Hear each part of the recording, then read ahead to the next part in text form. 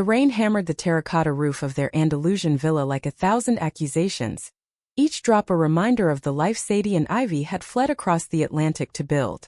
Ivy burst through the door, her soaked sundress clinging like a second skin, the bouquet of wild poppies she'd picked from the hillside crushed in her fist, meant for their 3rd anniversary dinner, now just wilted confetti on the mudroom floor. "Eleanor, get out of our kitchen!" she shouted, her voice cracking like thunder over the Sierra Nevada, as she caught sight of Sadie's mother wielding a wooden spoon over the stove, stirring a pot of something that smelled like regret and over-seasoned nostalgia. In that instant, the fragile piece they'd carved out in the sun-baked hills of West Spain shattered, petals scattering like the dreams they'd whispered under olive trees. Sadie froze in the doorway to the courtyard, her hazel eyes wide with the terror of choosing sides, the gold band on her finger suddenly feeling like a noose woven from family expectations and unspoken betrayals. Ivy Rivera had always chased horizons. Born in the dusty sprawl of El Paso, Texas, where the Rio Grande whispered secrets to the desert wind, she'd grown up dodging her father's endless shifts at the Border Patrol, and her mother's rosary beads clacking like judgments. College at UT Austin had been her escape, a whirlwind of late-night debates in dive bars, where she'd first locked eyes with Sadie Harlan across a crowded poetry slam. Sadie, with her auburn curls that caught the stage lights like autumn fire and her voice that turned sonnets into sermons, had recited a piece about fractured families and mended hearts. Ivy, nursing a cheap Shiner Bock, felt something shift inside her, like the tectonic plates under the Chihuahuan desert finally giving way. They'd fallen hard and fast, the way young love does in the Lone Star State. Picnics under live oaks dripping with Spanish moss, stolen kisses in the shadow of the Capitol Dome, road trips down Highway 35 with Sadie's folk playlist crooning Emmylou Harris. But Sadie's family was a different beast. The Harlans of Austin were old money, ranchers who traded cattle for real estate empires. Their sprawling estate in the hill country, a monument to Protestant restraint and unyielding tradition. Sadie's coming out at 22 had been less a revelation and more a reckoning. Her father, stoic as a longhorn, had nodded once and said, "Live your truth, but don't expect the world to rewrite its rules." Her mother, Eleanor, though? Eleanor Harlan was a force of nature disguised as a junior league president, sharp blue eyes that could pin you like a butterfly to corkboard, a silver-streaked bob that never dared a strand out of place, and a tongue honed on cotillion critiques. "Darlin', love is love," Eleanor had drawled at their engagement dinner, her smile as brittle as the china teacups. "But marriage? That's a Harlan legacy. You sure this one's got the grit for it?" Ivy had bitten her tongue, tasting blood and bourbon, while Sadie squeezed her hand under the lace tablecloth. They eloped 6 months later in a quiet ceremony at Barton Springs, the cool spring water lapping at their bare feet as they exchanged vows etched on reclaimed mesquite. No family, no fuss, just them, a justice of the peace with a tattooed Elvis impersonator vibe, and the promise of forever. But forever has a way of testing its welds. 2 years in, with Ivy's freelance graphic design gigs barely covering Austin's skyrocketing rent, and Sadie's adjunct professor salary vanishing into student loan black holes, they dreamed bigger. "Spain," Sadie had said one night, tracing patterns on Ivy's collarbone as they lay tangled in their queen-sized bed. "The Costa del Sol, or maybe Granada. Cobblestone streets, flamenco echoes. A place where we can breathe without the weight of expectations." Ivy, ever the adventurer, had jumped, sold their thrift store furniture, packed 2 suitcases and a guitar, and booked one-way tickets to Malaga. West Spain, with its rugged sierras and olive-draped valleys, called to them like a siren's song. A fresh start, away from Eleanor's Sunday suppers that always veered into veiled interrogations. They settled in a crumbling finca outside Ronda, a whitewashed villa perched on a cliffside where the Guadalquivir River carved secrets into the gorge below. It was paradise on a shoestring. Mornings harvesting figs from the overgrown orchard, afternoons sketching logos for local wineries while Sadie tutored English online. Evenings belonged to them. Sadie strumming chords on the patio as the sun bled orange over the mountains, Ivy weaving wildflowers into her hair, their laughter mingling with the cicadas' hum. "This is us, mi amor," Ivy would murmur, pulling Sadie close, their bodies fitting like puzzle pieces worn smooth by time. "No ghosts, no gralles. Just you and me against the world." The first letter from Eleanor arrived 3 months in, postmarked from Austin with a return address that screamed permanence.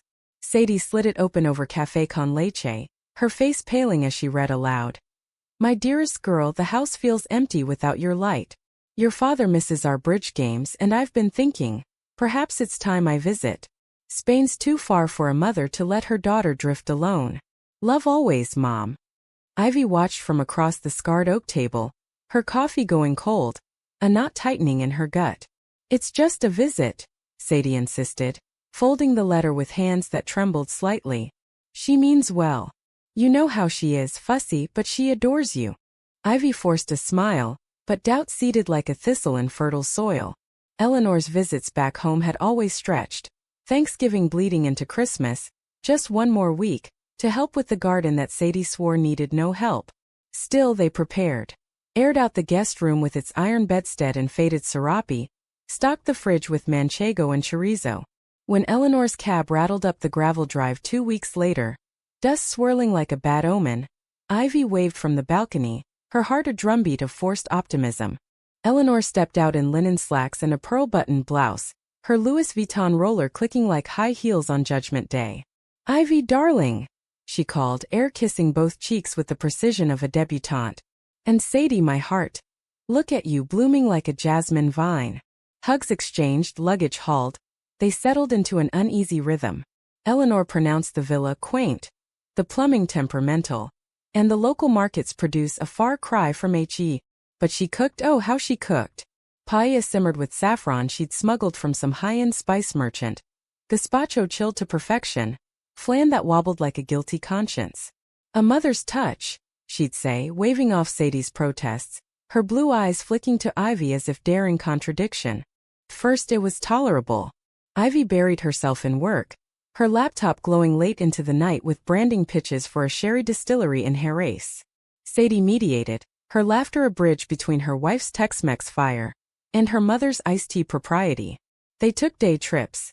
Eleanor's first glimpse of Ronda's Puente Nuevo, the bridge spanning the gorge like a stone scar, left her gasping. It's like the Grand Canyon got lost in Europe, she admitted over tapas, her fork pausing midair. Ivy caught Sadie's eye across the table, a spark of triumph. They were winning her over, weaving their new world into the old. But cracks spiderwebbed. Eleanor rearranged the kitchen cabinets. For efficiency, dears. Tossing Ivy's mismatched mugs into a high shelf out of reach. She critiqued Sadie's online lesson plans. Darlin', your metaphors are lovely, but structure. These Spaniards won't respect whimsy without scaffolding. And the calls, endless calls to Austin, her voice dropping to conspiratorial whispers about how you're holding up, while Ivy chopped onions in the next room. One evening as thunder rumbled over the Sierra, Ivy found Eleanor in the study, rifling through Sadie's desk drawers. Just tidying, Eleanor said, snapping a rubber band around a stack of bills. But Ivy saw the ledger she'd started. Columns labeled expenses, improvements, future plans, with Sadie's name scrawled at the top like a claim. That night in bed, Ivy turned to Sadie, the sheets cool against their skin. She's not visiting, amor. She's colonizing. Sadie sighed, tracing Ivy's jaw with a fingertip. Give her time. She's scared, losing me to another country, another life. Remember how she cried at the airport? Ivy pulled her closer, inhaling the lavender of her hair, but sleep came fitful, haunted by visions of mesquite fires and bridges too wide to cross. Weeks blurred into a month, Eleanor's indefinite stay etched in passive aggressions. She hosted neighbors for sherry hours, expats from Texas and California, all silver-haired and suspicious of the gypsy charm of local customs. Ivy endured, biting back retorts when Eleanor suggested they formalize the garden with raised beds from some catalog shipped from the States. Sadie, caught in the crossfire, grew quieter, her guitar gathering dust in the corner. The breaking point simmered on a sweltering August afternoon. Ivy returned from a hike in the Grazalema Park, sweat-slicked and exhilarated, to find Eleanor on the patio phone, her voice a whip. Yes, Richard, they're managing, but that villa? It's falling apart. Sadie deserves better. A proper home, not this outpost.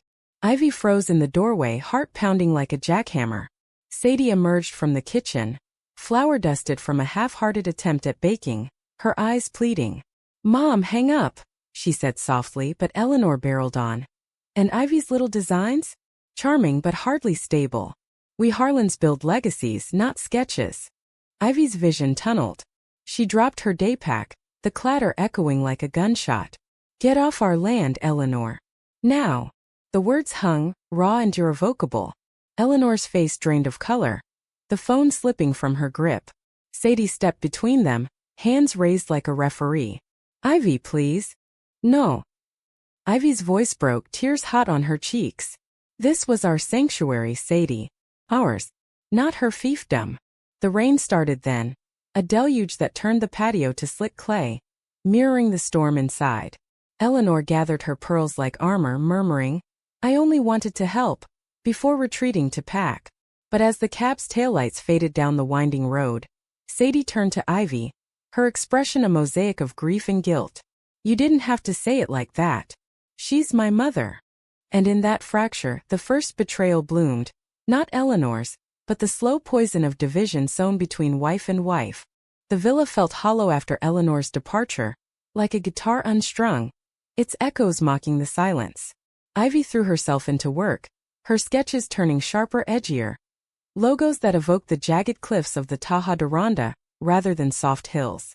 Contracts trickled in from Seville galleries, a bodega in Córdoba, even a queer arts collective in Barcelona hungry for her bilingual flair. You're on fire, mi alma, Sadie said one morning, kissing the nape of her neck as Ivy hunched over her tablet, but the words landed flat like pebbles skipped across the river below. Sadie, meanwhile, withdrew into her lessons, her voice on Zoom calls laced with a fatigue that no amount of siestas could cure. The bills piled up, Eleanor's ledger had been right about that, at least, and arguments flickered like heat lightning. Over the leaky roof, the faltering Wi-Fi, the way Sadie's eyes lingered on her phone during dinner. Is she texting you again? Ivy asked one night, pushing away a plate of half-eaten albondigas. Sadie set her fork down, the clink of punctuation. Mom's just checking in. She flew back last week, remember? The flight was rough. Ivy snorted, the sound bitter as oversteeped tea. Checking in or plotting her return? That woman doesn't quit, Sadie. She's like kudzu. Once she takes root, good luck pulling her out. Sadie's jaw tightened, a Harlan tell she'd never shaken. That's unfair. She's trying in her way. After Dad's heart scare last year, she needs family close. We all do. The we hung between them, inclusive yet exclusive, a wedge Ivy couldn't pry loose. Fall crept in with the vendimia, the grape harvest painting the valleys in bruised purples and golds. They joined locals in the vineyards, hands stained with Tempranillo juice, laughter bubbling as Sadie danced a clumsy joda with a wiry vintner named Paco. For a stolen afternoon it was magic, the sun on their skin, the earth yielding bounty, Ivy stealing kisses behind trellises, whispering, see? This is our life. Wild and free. Sadie leaned into her, curls tickling Ivy's chin. I know. I love it here with you. But sometimes, I miss the familiar. The ease. That ease returned uninvited in November, wrapped in a FedEx envelope thick as accusation. Sadie slid it open over breakfast, her face cycling through surprise to delight to dread. It's from Mom. Plane tickets for Christmas. She wants us to come home. Ivy's tostada paused mid-bite, crumbs scattering like warnings. Home? This is home, Sadie. Rhonda the finca us. But Sadie's eyes pleaded, hazel softened by memory. Just 2 weeks. Turkey with the family, New Year's in Austin. It'll mend things. Please. Ivy relented because saying no felt like exile because love sometimes means folding yourself into shapes that pinch. They flew out on a red-eye, the Atlantic a dark mirror below, landing in Austin's humid embrace to Eleanor's waiting Mercedes. The Harlan estate loomed like a time capsule. White columns, pecan trees heavy with nuts, the air thick with magnolia and unspoken rules. Dinner that first night was a minefield. Eleanor's roast chicken crisp as her critiques, her father's gruff toasts to the girls' adventures abroad. Sadie bloomed under it, recounting vineyard tales with animated hands, while Ivy nodded along, her smile a mask carved from politeness. But Eleanor cornered her in the powder room later, the mirror reflecting 2 women worlds apart. Ivy, be honest, is she happy? Truly. That house in Spain, it's no place for a Harlan. Drafty, isolated. She needs roots, stability. Ivy met her gaze, green eyes steady. She's thriving, Eleanor. Because of me, not despite. Eleanor's laugh tinkled like breaking glass. Oh, honey. Love's a start, but legacy? That's what endures. Think about it for her sake. The visit stretched as Ivy knew it would. A quick shopping trip to Domain Northside ballooned into lunch at Jeffrey's, then a charity gala where Sadie donned her old sorority gown, twirling under chandeliers that made Ivy's jeans feel like Popper's rags. Whispers followed. Sadie Harlan married now. To that artist girl. Eleanor's arm looped possessively through her daughter's, steering conversations toward future plans. Babies via donor, perhaps, or a return to Austin for real teaching gigs. Ivy watched from the sidelines, a ghost in her own marriage, the gold band chafing like a shackle. Christmas Eve, under the estate's twinkling lights, Sadie pulled Ivy onto the veranda, breath fogging in the chill. Thank you for this, she murmured, lips brushing Ivy's temple. It means everything. They made love that night in Sadie's childhood room, posters of Frida Kahlo peeling at the edges, but Dawn brought Eleanor's knock, pancakes, mimosas, a family photo op that felt like a sentencing. By New Year's, as fireworks cracked over Lady Bird Lake, Ivy's resolve cracked too. We leave tomorrow, she told Sadie in the guest's bath, voice low. Or I go alone. Sadie's face crumpled. Don't. Please. Mom's just protective. It's cultural, you know? Southern mothers don't let go easy. Ivy cupped her face, thumbs tracing freckles like constellations. And wives don't let mothers rewrite their vows. Choose, Sadie. Us or the echo of what was. The flight back was turbulent, mirroring the silence between them. Rhonda welcomed with winter rain, the villa damp and unwelcoming. Sadie dove into lesson prep, Ivy into isolation. Long runs along the gorge paths, where the wind howled like unheeded warnings. Letters arrived, then emails, Eleanor's script elegant as ever. Sadie, your father and I worry. That life abroad, it's a phase. Come home, build something solid. Sadie deleted them at first, but Ivy saw the toll. The way her wife's shoulders hunched, her laughter thinned to politeness. Spring unfurled in almond blossoms, a fragile truce. They hosted a Passover Seder for expat friends. Matzo ball soup adapted with local lemons, Elijah's cup filled with Rioja. Ivy's heart swelled watching Sadie lead the 4 questions, her voice steady, eyes locking with Ivy's across the candlelit table. This is home, Sadie affirmed later, as they washed dishes side by side, suds bubbling like forgiveness. Ivy believed her, clung to it like a lifeline. But Eleanor struck from afar that May, a check in the mail for villa repairs.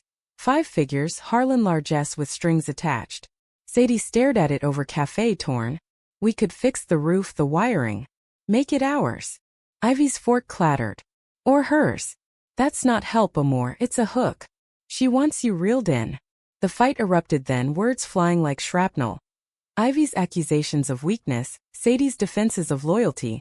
The check torn in half on the tile floor. In the aftermath, Sadie packed a bag. I need space. A weekend in Malaga to think. Ivy nodded, throat tight, watching her drive away into the Sierra mist.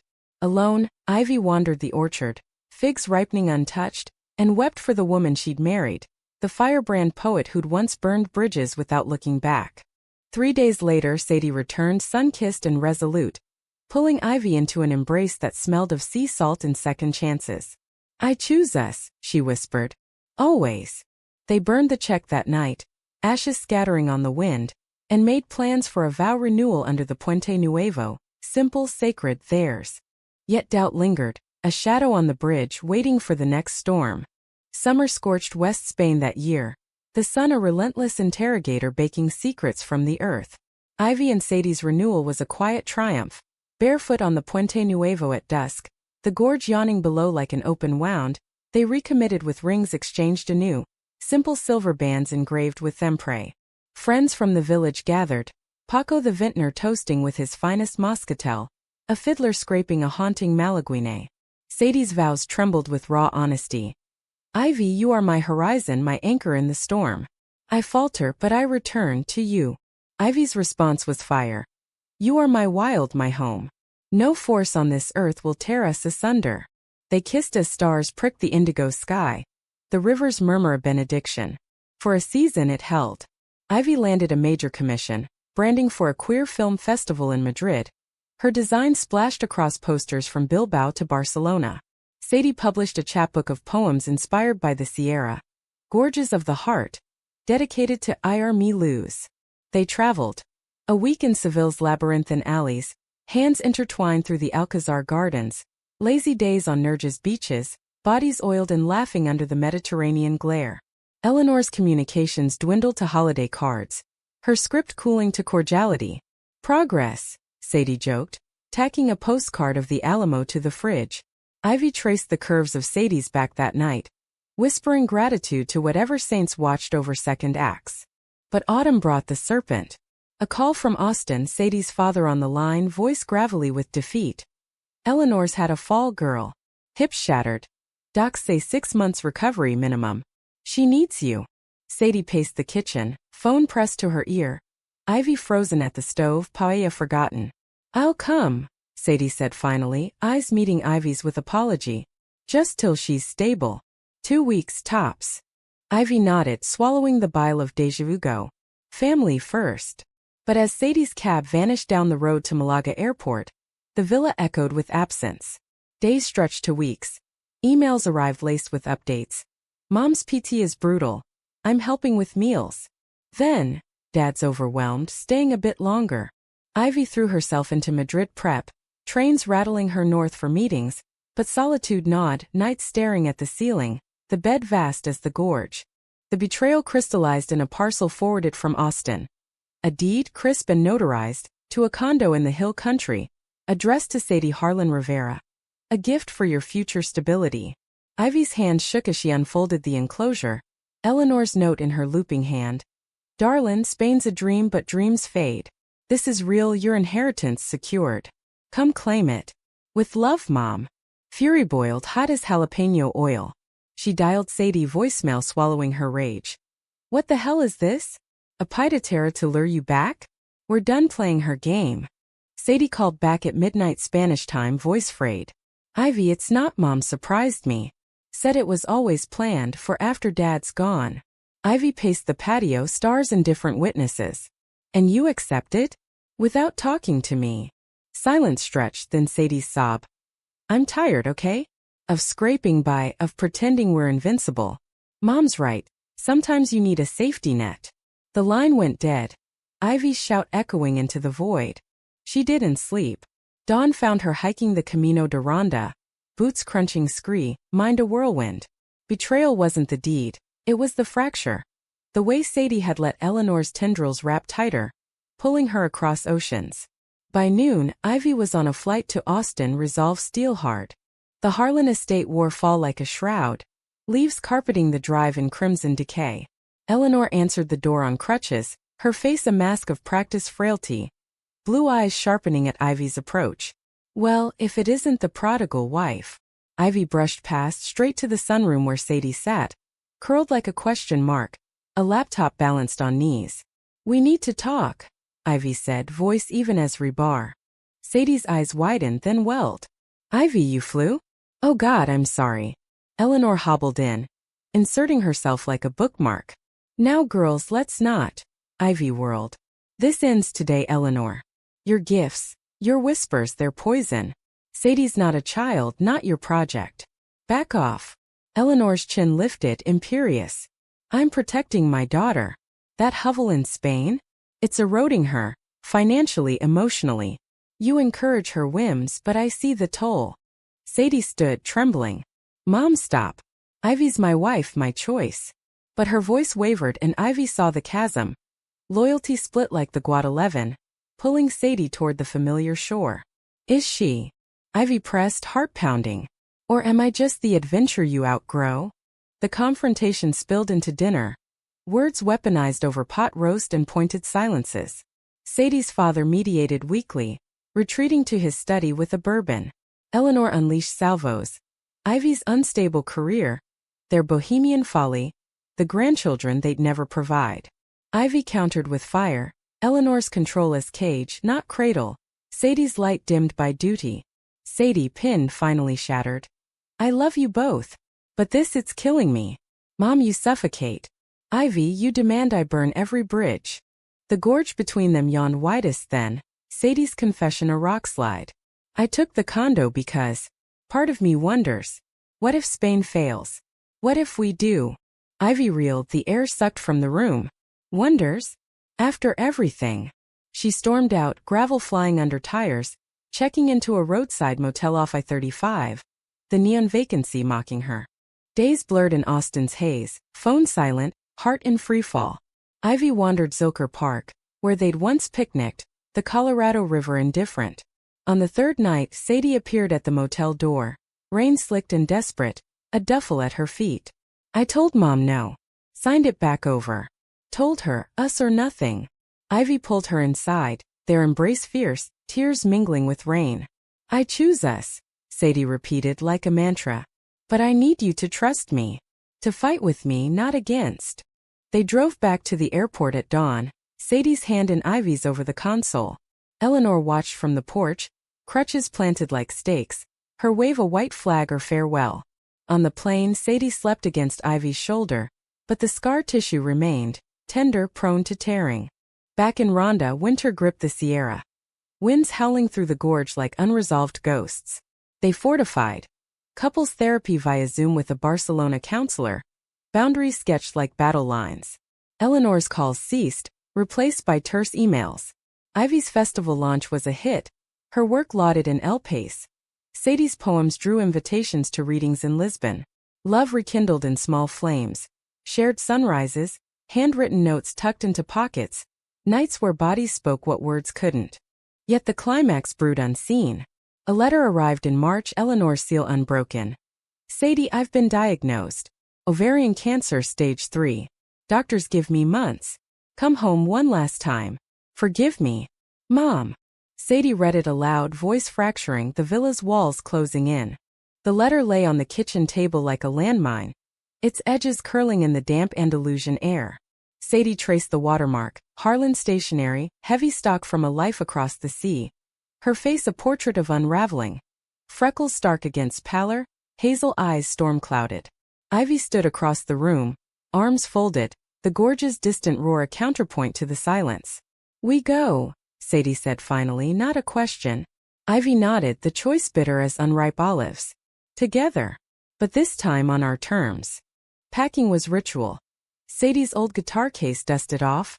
Ivy's sketchpad filled with half-formed vigils. They flew into Austin on a red-eye, the city sprawling below like a memory quilt. Patchwork of ranches and high-rises, the hill country folding into the horizon. Eleanor's estate had thinned, pecan trees bare, the air sharp with approaching equinox chill.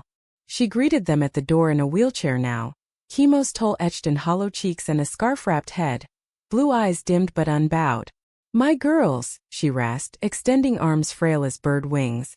Sadie rushed forward, enveloping her in a hug that broke like waves on stone. Ivy hung back, offering a nod, the air thick with unsaid indictments. The weeks that followed were a vigil of velvet thorns, tender mercies laced with old wounds. Eleanor's treatments dominated. Mornings at MD Anderson, the sterile hum of 4 drips in Sadie's hand in hers. Afternoons in the sunroom, where Eleanor held court over photo albums, her voice weaving tales of Sadie's girlhood. Cotillion dances, first heartbreaks, the day she'd come out over Thanksgiving turkey. I failed you then, Eleanor admitted one gray afternoon, as rain pattered the panes. Pride, fear, Harlan's stubbornness. I wanted to shield you, but I built walls instead. Sadie squeezed her hand, tears tracing familiar paths. You did your best, Mom. That's enough. Ivy observed from the fringes, her role interpreter and sentinel. She cooked, Tex-Mex fusion with Spanish twists, enchiladas verde spiked with pimentone, earning Eleanor's grudging praise. Not bad, Ivy. You've got fire. Late nights as Sadie slept exhausted in the guest room, Ivy sat with Eleanor on the veranda, stars pricking the velvet sky. You hate me, Eleanor said one night, bourbon glass trembling in her grip. Ivy shook her head, surprising herself. Not hate. Resentment for the pull you had, the way you made her doubt us. Eleanor sighed, a rattle in her chest. Love like yours. It's wild, untamed. I envied it, even as I feared it'd uproot her. Forgive an old fool. The words landed soft, disarming. Ivy murmured assent. And in that fragile bridge something shifted. Not absolution but understanding. Human frailty laid bare. Eleanor's control armor against her own losses, husband's distance, daughter's flight, now the thief of time creeping in her veins. Sadie, caught between, bloomed and withered daily. She read to her mother from gorges of the heart, voice steadying with each stanza, argued gently over end-of-life directives, insisting on dignity without denial. One evening, as daffodils pushed through the estate's beds, Sadie pulled Ivy into the rose garden, thorns snagging their sleeves. "This is harder than I thought," she confessed, forehead to Ivy's, losing her piece by piece. "But you're here, my constant."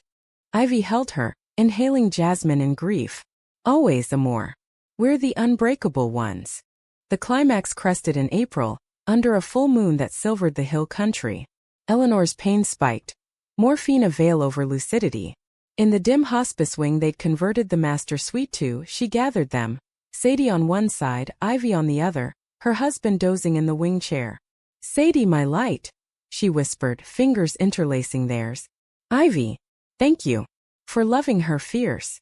Promise me you'll carry each other home wherever that is." Tears flowed unchecked. Vows exchanged in whispers. A circle closed not in blood but in release. Eleanor slipped away at dawn, the room flooded with rose light, her final breath a sigh of surrender. The funeral was Harlan proper. St. Martin's Episcopal, hymns soaring like larks, eulogies from cousins Ivy met in passing. Sadie spoke last, her poem echoes a lament and liberation. Verses of gorges bridged, mothers mourned, loves that endure. Ivy stood sentinel, hand at her back, the weight shared. In the aftermath the estate felt vast, echoes lingering in empty halls. Sadie's father offered the house. "Stay, make it yours." But she demurred, gentle. "Our home's across the sea, Dad." With Ivy. They scattered Eleanor's ashes in the Colorado, petals of bluebonnets drifting like farewells, then boarded a flight west, the Atlantic a bridge now, not barrier. Rhonda welcomed with spring riot, wildflowers carpeting the cliffs, the villa's orchard heavy with promise. They planted a memorial olive in the garden, its sapling sturdy as resolve, and hung Eleanor's scarf in the study, a talisman not trophy. Therapy continued, scars mapped and mended. Ivy's art flourished, a gallery show in Granada. Sadie's tenure track beckoned from Malaga University. One evening as twilight bruised the Sierra, they walked the Puente Nuevo, hands entwined, the gorge a testament to depth survived. "She was wrong about us," Sadie said, leaning into Ivy's shoulder. "But right about one thing, legacy. Ours is this. Love that bends but doesn't break." Ivy kissed her temple, the wind carrying their laughter down to the river. "Human messy ours. Forever." In the quiet years that followed, the villa became legend among expats. A haven of second chances, stories swapped over paella of bridges built from betrayal's ruins. Ivy and Sadie grew old there, curls silvering, hands veined like olive leaves, their love a vintage deepened by time. No grand tragedy, no fairy tale gloss, just the humanistic truth that in choosing each other again and again, they carved a home vast as horizons, enduring as the eternal span of stone and sky.